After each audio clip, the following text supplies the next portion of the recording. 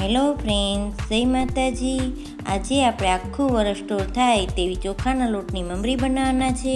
તો આ રેસીપી તમને ગમે તો લાઈક કરો, શેર કરો અને આવી જ નવી નવી રેસીપી તમારે જોવી હોય તો અમારી ચેનલને સબસ્ક્રાઈબ કરો અને બાજુમાં આપેલું બેલ આઇકન દબાવો એટલે અમારી રેસીપી સૌ પહેલાં તમને જોવા મળશે. તો ચોખાના લોટની મમરી બનાવવા માટે મેં એક તપેલી ઝીણો ચોખાનો લોટ લીધો છે.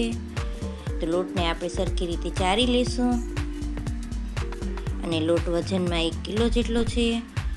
તો લોટ છે એ બધો મેં સરખી રીતે ચારી લીધો છે. હવે આપણે પાણી લઈ લઈશું. તો પાણી છે એ લોટ કરતાં આપણે ડબલ લેવાનું છે. તો જે તપેલીથી આપણે લોટ લીધો છે એ જ તપેલીથી આપણે 2 તપેલી ભરી અને પાણી લઈ લઈશું.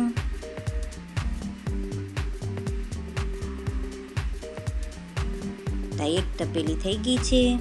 હવે આપણે બીજી તપેલી લઈ લઈશું.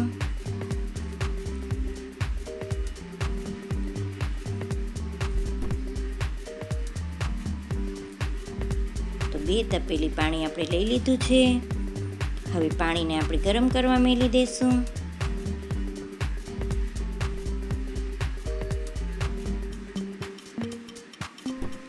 હવે આપણે 3 ચમચી એમાં મીઠું નાખી દઈશું અને 2 ચમચી ખારો નાખી દઈશું. અને તમને જીરું અને મરચીનો ટેસ્ટ ભાવતો હોય તો એ પણ નાખી શકો છો.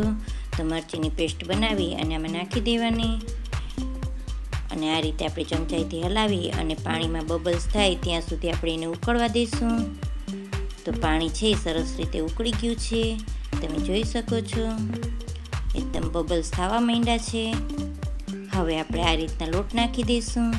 તો આ રીતના પહેલાં થોડો થોડો લોટ નાખતું જવાનું અને વેલણથી આપણે આ રીતના હલાવતા જવાનું, જેથી કરીને ગાંઠો ન વળે. તો આ રીતના મેં બધો લોટ નાખી દીધો છે. હવે સરખી રીતે આપણે વેલણથી એને હલાવી અને મિક્સ કરી દઈશું.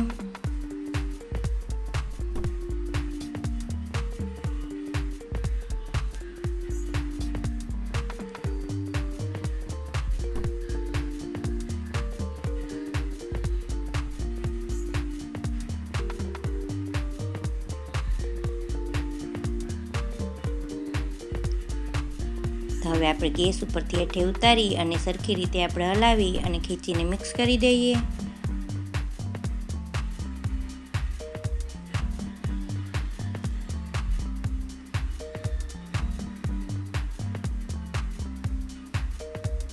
તો આપણી ખીચી છે એ સરસ તૈયાર થઈ ગઈ છે.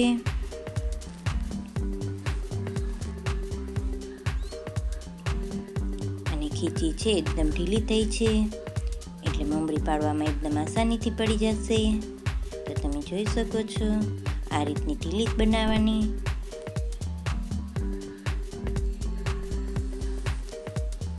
તો હવે આપણે ખીચીને હાથેથી સરખી રીતે મસળવાની છે. એટલા માટે આપણે એક પ્લાસ્ટિકની બેગ લઈ લઈશું અને બેગની અંદર આપણે થોડુંક તેલ લગાવી દઈશું.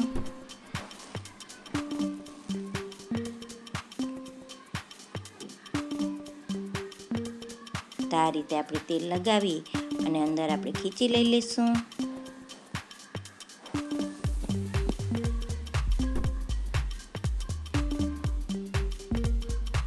તો આપણે મશીનમાં ભરવી હોય એટલી ખીચી બેગમાં લઈ અને હાથેથી આપણે સરખી રીતે એને મસળવાની છે. તો હું 2 મશીન ભરાય એટલી ખીચી બેગમાં લઈ લઈશ અને બાકીની ખીચી છે એને ઢાંકી અને રહેવા દઈશ. પછી જ્યારે આપણે 2 મશીન પૂરા થાય ત્યાં પાછી આ રીતના કરી લેવાની.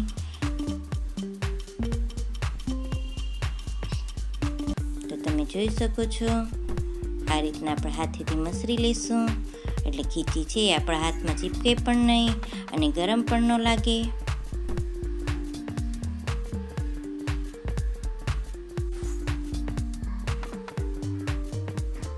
તો આ રીતે મેં ખીચી છે એ સરસ રીતે મસળી લીધી છે.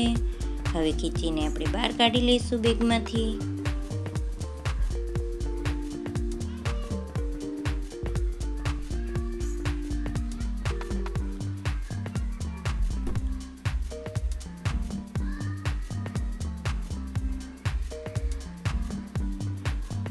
હવે આપણે જરાક તેલવાળો હાથ કરી અને આ રીતના ખીચીમાં લગાવી દઈએ. અને આપણે મશીન લીધું છે એમાં પણ આપણે તેલ લગાવી દઈશું. તો મેં ગાંઠિયા પાડવાની છારી છે એ લીધી છે, અને તમારે પાટા ગાંઠિયાની આવે એ લેવી હોય તો એ પણ લઈ શકો.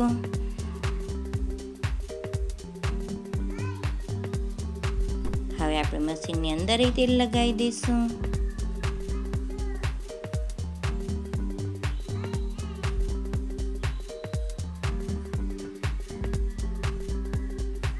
તો મશીનમાં તેલ છે એ લગાવાઈ ગયું છે.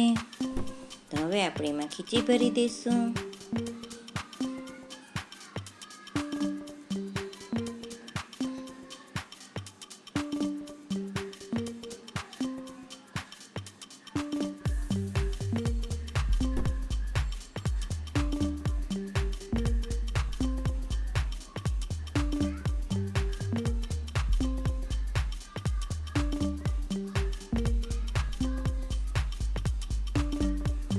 હવે આપણે મશીન બંધ કરી અને મમરી પાડી લઈશું. તો આ રીતના તમે કૂચડા પાડશો તો તમને તરવામાં સહેલાઈથી તરાઈ જશે. બાકી તમે લાંબા પટ્ટા પણ કરી શકો છો. તો આ રીતના હું બધા કૂચડા પાડી લઈશ.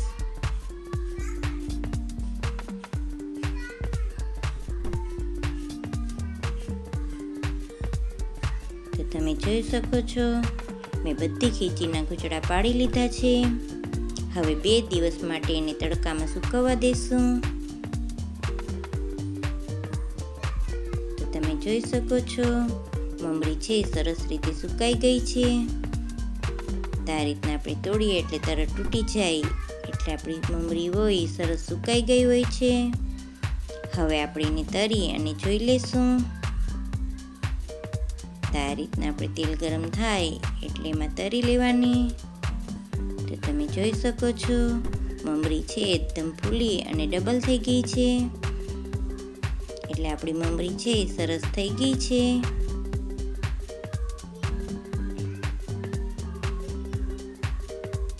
તો તમે તેલમાં નાખો એટલે આ રીતના સેજ જાડાઈથી દબાવશો એટલે ફૂલીને એકદમ ઉપર આવી જશે. હવે આપણે જેટલી ખવાય એટલી આપણે તરી લેવાની, અને બાકીની મમરી છે એ આપણે ડબ્બામાં ભરી અને રાખી દેવાની. અને આખું વર્ષ માટે મમરી છે એ એવી ને એવી જ રહેશે. તો આ રેસીપી તમને ગમી હોય તો મને કમેન્ટમાં જરૂરથી જણાવજો.